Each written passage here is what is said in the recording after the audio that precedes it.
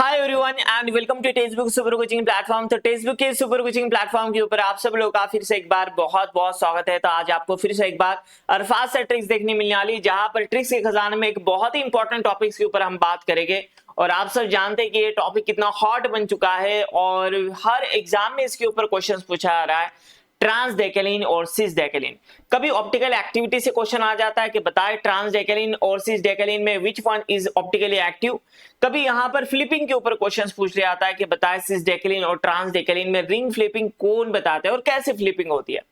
और थर्ड यहां से क्वेश्चन पूछ लिया जाता है ब्यूटेन कॉची इंटरेक्शंस को लेके कि which one is more stable. अलग अलग मिथिल ग्रुप को सब्स्टिट्यूट किया जाता है जंक्शंस के ऊपर और स्टेबिलिटी पूछ लेता है। तो आज हम सिर्फ बात करेंगे रिंग फ्लिपिंग और ऑप्टिकली एक्टिविटी के ऊपर।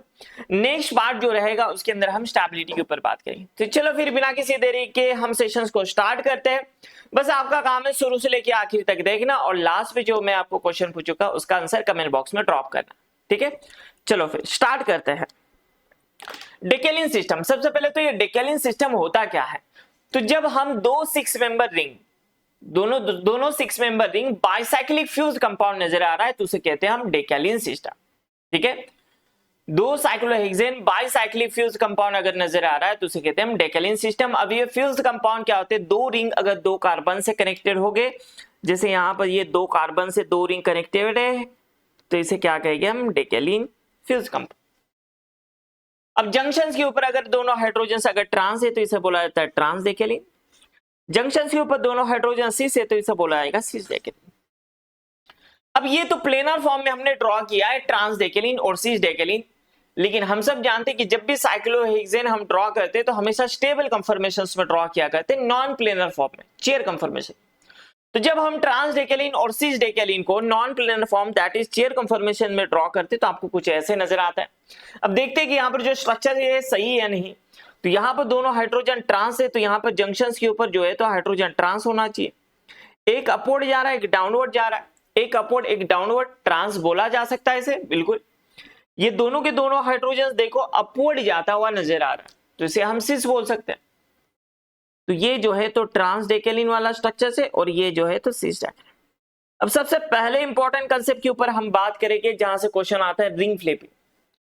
अब जब भी हम चेयर कंफर्मेशंस के अंदर रिंग फ्लिपिंग कराते हैं, हमने इससे पहले पढ़ चुका है कि जब भी हम रिंग फ्लिपिंग कराते हैं तो क्या क्या चेंजेस आपको देखने मिलते हैं। सबसे पहले तो जब भी हम रिंग फ्लिपिंग कराएंगे तो वैलेंसी के अंदर कोई चेंज नजर नहीं आएगा। जो अबाउट द प्लेन है वो अबाउट द प्लेन ही आपको देखने मिलेगा। यहाँ पर अबाउट द प्लेन है, रिंग फ्लिपिंग कराने के बाद में भी अबाउट द प्लेन ही देखने मिलेगा, मतलब अपवर्ड बॉन्ड है तो अपवर्ड ही देखने मिलेगा। अगर स्टार्टिंग में आर कॉन्फ़िगरेशन आ रहा है तो रिंग फ्लिपिंग कराने के बाद में भी आर आएगा। जो भी कॉन्फ़िगरेशन है कॉन्फ़िगरेशंस के अंदर चेंज होगा।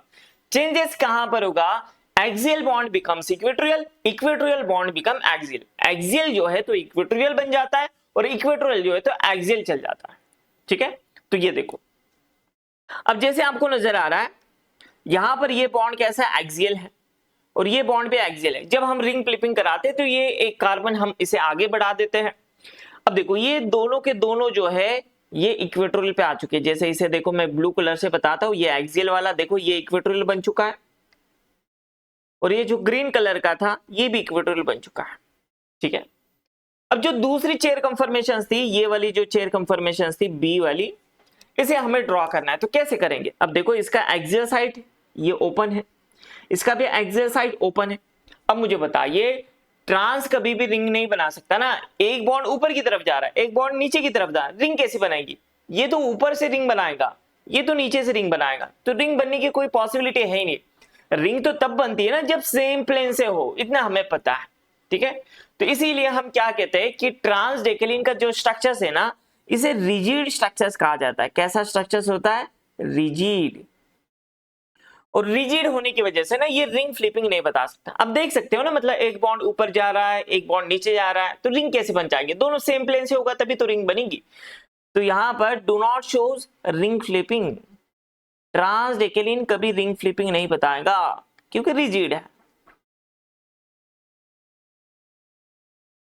अब आते हैं सिस डेकेलिन के ऊपर। ठीक है, यहां पर भी सेम फंडा, एक्सियल इक्वेटोरियल हो जाएगा, इक्वेटोरियल एक्सियल हो जाएगा। जैसे ये एक्सियल हमको नजर आ रहा है, ठीक है, तो ये देखो ये इक्वेटोरियल बन चुका है और ये जो ग्रीन कलर का ये देखो ये इक्वेटोरियल था तो ये एक्सियल बन चुका है, एक्सियल इक्वेटोरियल पे चल गया, इक्वेटोरियल एक्सियल पे। अब यहां पर कौन सी फ्री साइड है, देखो इसके लिए एक्सियल वाला फ्री है, इसके लिए एक्सियल वाला है और इसके लिए इक्वेटोरियल है, लेकिन दोनों देखो डाउन दी ग्रुप है, मतलब सेम साइड है, ये भी डाउन दी ग्रुप नजर आ रहा है, ये भी डाउन दी ग्रुप नजर आ रहा है। तो यहां पर हम 6 मेंबर रिंग चेयर कंफर्मेशन बना सकते हैं, मतलब रिंग बना सकते हैं, इसका मतलब ये फ्लिपिंग बता सकता है। तो यहां से हमें क्या समझ में आया कि जो सिस डेकेलिन का स्ट्रक्चर है सर ये फ्लेक्सिबल होता है। कैसा होता है, समझ में आया, फ्लेक्सिबल। तो ये जो है which can show ring flipping. तो आपको अलग अलग ऑप्शंस दिए जाएंगे जिसमें पूछाएगा कि बताइए ट्रांसडेकेलिन रिंग फ्लिपिंग बताता है या सिसडेकेलिन। तो याद रखना सिसडेकेलिन का स्ट्रक्चर फ्लेक्सिबल होता है, वही रिंग फ्लिपिंग बताता है। ट्रांसडेकेलिन रिजिड होता है, वो कभी रिंग फ्लिपिंग नहीं बताता है। ठीक है, तो रिंग फ्लिपिंग वाला कांसेप्ट आई होप क्लियर हो चुका होगा। अब दूसरा क्वेश्चन आता है ऑप्टिकल एक्टिविटी को लेकर कि बताए भाई यहां पर ऑप्टिकल एक्टिविटी क्या होगी ट्रांसडेकेलिन के अंदर, सिसडेकेलिन के अंदर। ठीक है, तो ट्रांसडेकेलिन आपको देखो सिमेट्रिकल स्ट्रक्चर नजर आ रहा है। अगर ये कंपाउंड का अगर मैं बिल्कुल एग्जैक्ट सेंटर लेता हूं तो यहां पर देखो सेंटर ऑफ इन्वर्जन आपको प्रेजेंट आएगा। जैसे आपको ऊपर हाइड्रोजन नजर आ रहा है, डाउनवर्ड जाते सेम पोजीशंस के ऊपर आपको हाइड्रोजन मिलेगा। जैसे एक सेंटर है, जितना आप अपवर्ड डायरेक्शंस में जा रहे हो उतना ही आप 180 बैकवर्ड डायरेक्शंस में जाते हो तो आपको सेम एटम मिलना चाहिए, तो उसे हम सेंटर ऑफ इन्वर्जन बोलते हैं। और ऐसा हर डायरेक्शन में फॉलो करना चाहिए। जैसे आप देख सकते हो यहां पर जाते हैं तो आपको कार्बन मिल रहा है, सेम इसके 180 पोजीशंस में देखो आपको कार्बन मिलेगा। ऐसे हर डायरेक्शंस में ये फॉलो कर रहा है, इसका मतलब यहां पर क्या है, सेंटर ऑफ सिमेट्री प्रेजेंट है। सेम आप देख सकते हैं कि यहां पर हम ऐसे प्लेन भी पास कर सकते हैं, तो POS भी प्रेजेंट। ठीक है, तो ये कंपाउंड कैसा हो जाता है, इसे कहते हैं हम ऑप्टिकली इनएक्टिव। याद रखना ट्रांसडेकेलिन जो है ये ऑप्टिकली इनएक्टिव रहता है, क्योंकि हमने देखा अगर एक भी सिमेट्री एलिमेंट मतलब centre of symmetry either plane of symmetry present रहता है तो ऑप्टिकली इनएक्टिव बन जाता है।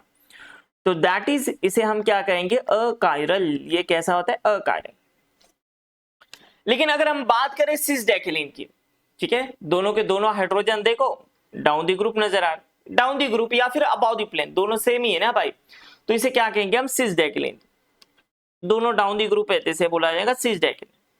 अब यहां पर देखो कोई भी आपको सेंटर ऑफ सिमेट्री नजर नहीं आएगी। जैसे ये कंपाउंड का अगर सेंटर लेते हैं तो यहां पर देखो आपको कार्बन मिल रहा है, लेकिन यहां पर डाउन में कोई कार्बन नहीं, इसका मतलब नो COS। और यहां से देखते के साथ आपको पता चल रहा है कि यहां पर कोई प्लेन ऑफ सिमेट्री भी प्रेजेंट नहीं है, तो नो POS। सो ये कंपाउंड को क्या कहला जाएगा, optically active. That is chiral compound. ठीक है, कायरल कंपाउंड। तो आई होप आपको ये दो इंपॉर्टेंट कंसेप्ट क्लियर हो चुके होंगे, दो इंपॉर्टेंट कंसेप्ट क्लियर हो चुके होंगे।